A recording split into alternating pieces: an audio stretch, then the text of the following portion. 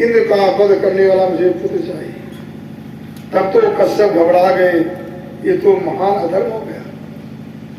मैं नहीं समझ रहा था कि हमारी ये पत्नी अदिति हमसे ऐसा वरदान मांगी, लेकिन अब वचन दे चुके थे। उन्होंने कहा ठीक है, मैं तुम्हें एक नियम बता रहा हूं।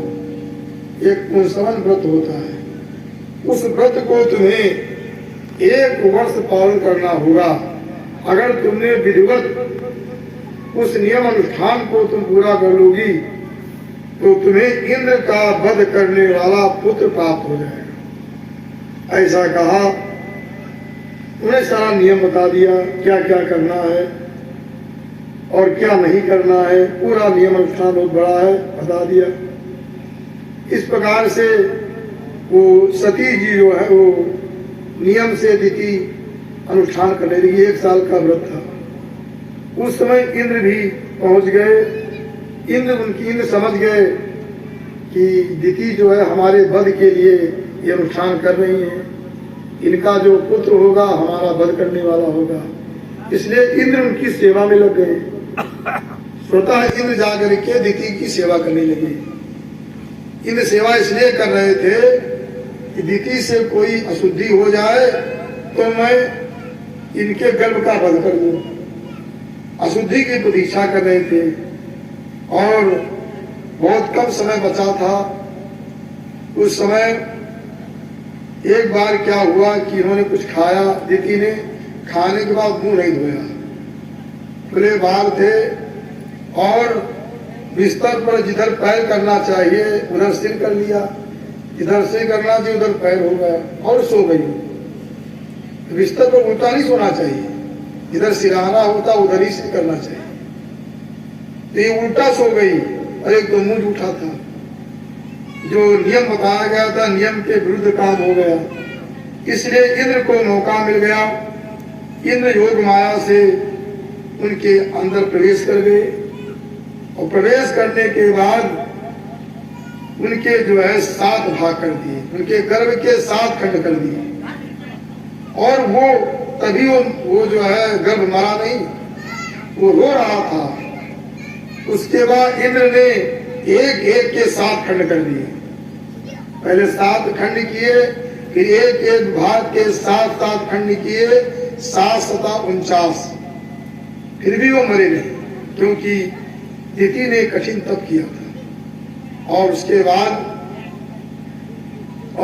बाद इंद्र ने कहा मारुत मान, रो मत।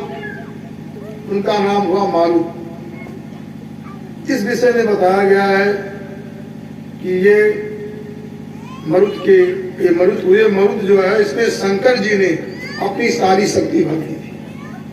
शंकर जी की शक्ति के नाते ये मरुत हुए, क्योंकि वेद में कहा गया है कि रुद्रस्य वै सूनवा। जो मरुद गण है रुद्र के पुत्र कहे गए। रुद्र ने अपनी सामर्थ्य भर दिया था इनके अंदर, इसलिए जो है ये 49 खंड होने पर भी नहीं मरे। अंत में दीदी ने कहा ठीक, इनका वध मत करो, ये तुम्हारे भाई होकर के तुम्हारी सहायता करेंगे। तो ये मरुतों का जन्म हुआ। तो मरुत देवता है, ये बड़े बलशाली, बड़े वीर हैं और ये इंद्र की सहायता करते हैं। बोलो मरुत भगवान की। और मरुत पुत्र हनुमान जी को भी कहा गया, इसलिए क्योंकि शंकर जी के पुत्र हो गए ये मरुत और मरुत के पुत्र हनुमान जी। इस पर लोग बहुत कष्ट करते हैं। कुछ लोग हनुमान जी के विषय में ये लोग कहते हैं कि हनुमान जी ये शंकर जी के पुत्र थे, कि वायु के पुत्र थे, कि केसरी के पुत्र थे, किसका माना जाए। ऐसा बहुत लोग ऐसा प्रश्न करते हैं।